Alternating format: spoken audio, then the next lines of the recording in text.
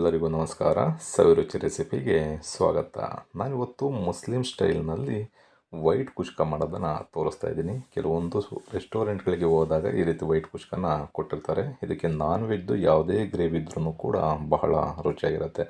ಮನೆಯಲ್ಲಿ ಏನಾದರೂ ಚಿಕನ್ನು ಅಥವಾ ಮಟನ್ದು ನೀವು ಏನೇ ಒಂದು ಗ್ರೇವಿ ಮಾಡಿಕೊಂಡ್ರೂ ಆ ಟೈಮ್ನಲ್ಲಿ ಈ ಕುಷ್ಕನ ಮಾಡಿಕೊಂಡ್ರೆ ತಿನ್ನಲಿಕ್ಕೆ ಬಹಳ ರುಚಿಯಾಗಿರುತ್ತೆ. ಬನ್ನಿ ಇದನ್ನು ಯಾವ ರೀತಿ ಮಾಡೋದು ಅಂತ ನೋಡೋಣ.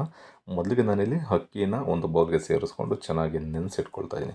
ಅಕ್ಕಿ ಎಷ್ಟು ಚೆನ್ನಾಗಿ ನೆನೆಯುತ್ತೋ ನಿಮ್ಗೆ ಅಷ್ಟು ಉದುರಾಗಿ ವೈಟ್ ಕುಷ್ಕ ಬರುತ್ತೆ. ನಾನಿಲ್ಲಿ 3 ಕಪ್ಪಿನಷ್ಟು ಬುಲೆಟ್ ರೈಸ್ನ ಸೇರಿಸ್ಕೊಂಡು ಇದನ್ನು ಒಂದು 3 ರಿಂದ 4 ಬಾರಿ ಚೆನ್ನಾಗಿ ತೊಳೆದು ಒಂದು 15 ರಿಂದ 20 ನಿಮಿಷಗಳ ಕಾಲ ನೆನೆಸಿಡ್ತಾ ಇದ್ದೀನಿ. ಕುಷ್ಕನ ಮಾಡಲಿಕ್ಕೆ ಒಂದು ಕುಕ್ಕರ್ನ ತೊಗೊಂಡು ಇದಕ್ಕೆ ಒಂದು 3 ಟೇಬಲ್ ಸ್ಪೂನಷ್ಟು ಎಣ್ಣೆನ ಸೇರಿಸ್ಕೊಳ್ತಾ ಇದ್ದೀನಿ.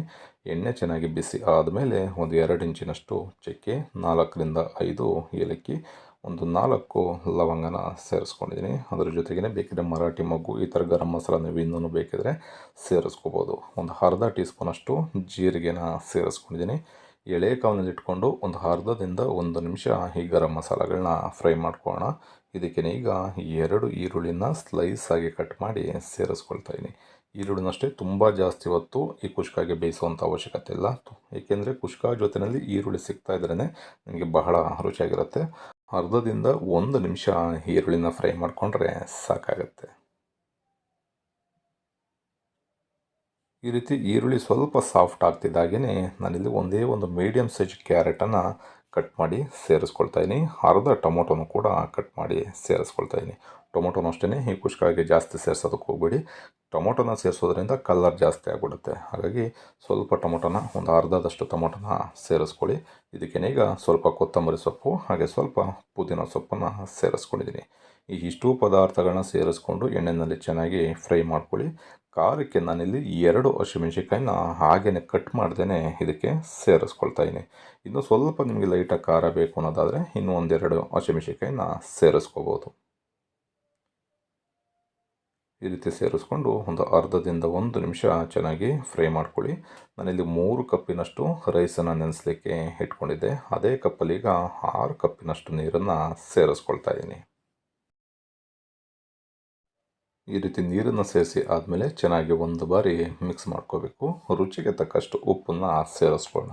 ನಾನು ಆಗಲೇ ಹೇಳಿದಾಗೆ ನೀವು ಗ್ರೇವಿ ಜೊತೆ ಏನಾದರೂ ತಿನ್ನೋದಾದರೆ ಉಪ್ಪನ್ನು ಸ್ವಲ್ಪ ಕಡಿಮೆನೇ ಹಾಕ್ಕೊಳ್ಳಿ. ನೀವು ಅಥವಾ ಏನಾದರೂ ದಾಲು ಈ ಥರದ್ದು ಏನಾದ್ರು ಮಾಡಿಕೊಂಡ್ರೆ ನೀವು ಸ್ವಲ್ಪ ಉಪ್ಪನ್ನು ಲೈಟಾಗಿ ಹಾಕ್ಕೋಬೇಕಾಗತ್ತೆ ಜಾಸ್ತಿನೇ. ಈ ರೀತಿ ಸೇರಿಸ್ಕೊಂಡು ಒಂದು 2 ರಿಂದ 3 ನಿಮಿಷಗಳ ಕಾಲ ಚೆನ್ನಾಗಿ ಕುದಿ ಬರಲಿಕ್ಕೆ ಬಿಟ್ಬಿಡೋಣ. ಚೆನ್ನಾಗಿ ನೀರು ಕುದಿ ಬರ್ತಾ ಇದೆ ಅಂದಾಗ ನೆನೆಸಿಟ್ಕೊಳ್ತಕ್ಕಂಥ ಅಕ್ಕಿನ ಇದಕ್ಕೆ ಸೇರಿಸ್ಕೋಬೇಕಾಗತ್ತೆ. ಅಕ್ಕಿನ ಸೇರಿಸ್ಕೊಂಡು ಸ್ಟವನ್ನು ಕಂಪ್ಲೀಟಾಗಿ ಐ ಫ್ಲೇಮ್ನಲ್ಲಿ ಇಟ್ಕೊಂಡು 4 ರಿಂದ 5 ನಿಮಿಷಗಳ ಕಾಲ ನೀರು ಸ್ವಲ್ಪ ಡ್ರೈ ಆಗಿ ಅಕ್ಕಿ ಎಲ್ಲ ಕಾಣಬೇಕು ಅಲ್ಲಿವರೆಗೂ ಚೆನ್ನಾಗಿ ಬೇಯಿಸ್ಕೊಳ್ಳಿ. ನೀರು ಯಾವಾಗ ಕಂಪ್ಲೀಟಾಗಿ ಬೆಂದು ಡ್ರೈ ಆಗ್ತಾ ಇದೆ ಅಂದಾಗ ಕಂಪ್ಲೀಟಾಗಿ ಸ್ಟವ್ನ ಲೋ ಫ್ಲೇಮ್ಗೆ ಇಟ್ಕೊಂಡು ಮತ್ತೆ 4 ರಿಂದ 5 ನಿಮಿಷ ಲೋ ಫ್ಲೇಮ್ನಲ್ಲಿ ಬೇಯಿಸ್ಕೊಂಡು ಒಂದು 10 ನಿಮಿಷ ತಣ್ಣಗಾಗಲಿಕ್ಕೆ ಬಿಟ್ಬಿಡಿ. ಪರ್ಫೆಕ್ಟಾಗಿ ನಾನು ಆಗಲೇ ಹೇಳ್ದಾಗೆ ರೆಸ್ಟೋರೆಂಟ್ ಸ್ಟೈಲ್ನಲ್ಲಿ ವೈಟ್ ಕುಷ್ಕ ರೆಡಿಯಾಗಿರುತ್ತೆ. ಈ ರೀತಿ ಕುಷ್ಕನ ಮಾಡಿಕೊಂಡು ಬಿಸಿ ಬಿಸಿ ಇದ್ದಾಗಲೇ ತಿಂತಾಯಿದ್ರೆ ಆಹಾ ಅದ್ಭುತವಾಗಿರುತ್ತೆ. ತುಂಬ ಸಿಂಪಲ್ಲಾಗಿ ಮಾಡ್ಕೊಳ್ತಕ್ಕಂಥ ರೆಸಿಪಿನ ತೋರಿಸಿದ್ದೀನಿ. ನೀವು ಗೀ ರೈಸು ಈ ಥರದ್ದೆಲ್ಲ ಆಲ್ರೆಡಿ ಟ್ರೈ ಮಾಡಿರ್ತೀರ. ಈ ರೀತಿ ವೈಟ್ ಕುಷ್ಕನೂ ಕೂಡ ಮನೆಯಲ್ಲಿ ನಾನ್ ವೆಜ್ನ ಮಾಡಿದಾಗ ಒಂದು ಸಲ ಟ್ರೈ ಮಾಡಿ ಹೇಗಿತ್ತು ಅನ್ನೋದನ್ನು ಕಮೆಂಟ್ ಮಾಡಿ ತಿಳಿಸಿ. ಇನ್ನೂ ನಮ್ಮ ಚಾನಲ್ನ ಸಬ್ಸ್ಕ್ರೈಬ್ ಮಾಡ್ಕೊಂಡಿಲ್ಲ ಅಂತಂದರೆ ಸಬ್ಸ್ಕ್ರೈಬ್ ಮಾಡ್ಕೊಳ್ಳಿ. ಪಕ್ಕದಲ್ಲಿರ್ತಕ್ಕಂಥ ಬೆಲ್ ಬಟನ್ನ ಪ್ರೆಸ್ ಮಾಡಿ. ಫೇಸ್ಬುಕ್ಕಲ್ಲಿ ನೋಡ್ತಾ ಇರ್ತಕ್ಕಂಥವ್ರು ನಮ್ಮ ಪೇಜನ್ನು ಫಾಲೋ ಮಾಡ್ಕೊಳ್ಳಿ. Thank you.